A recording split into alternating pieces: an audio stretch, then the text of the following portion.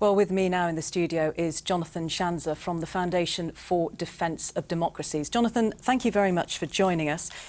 How easy is an attack like this?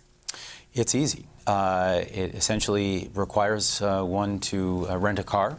It requires very little money. I would say that probably one of the more complicated aspects of this is just simply communication.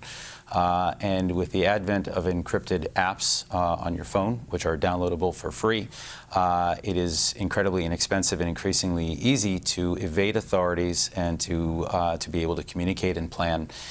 This is what we've seen over the last several years, and I would say that the trend is only getting worse. Islamic State has claimed responsibility. That's not being confirmed. But how do you actually prevent something like this from happening? Because these are incredibly soft targets. Yeah, they're soft targets. They are unsophisticated attacks. The best thing that one can do is to monitor networks of people who are already known to have a leaning toward Islamist violence or religious violence.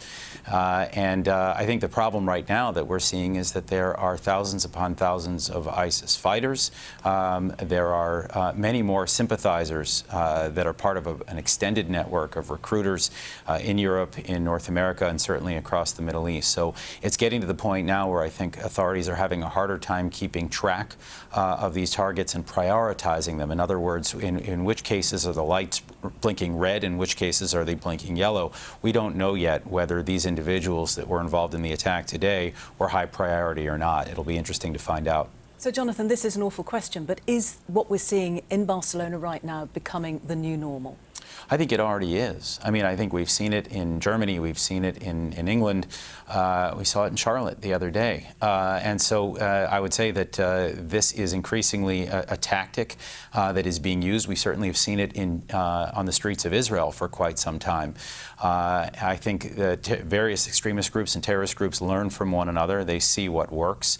And certainly from the perspective of ISIS, we have seen time and again that they have promoted this tactic as something that they exhort their followers to adopt, to embrace, and to carry out these sorts of attacks. So I would say that right now this is the new normal.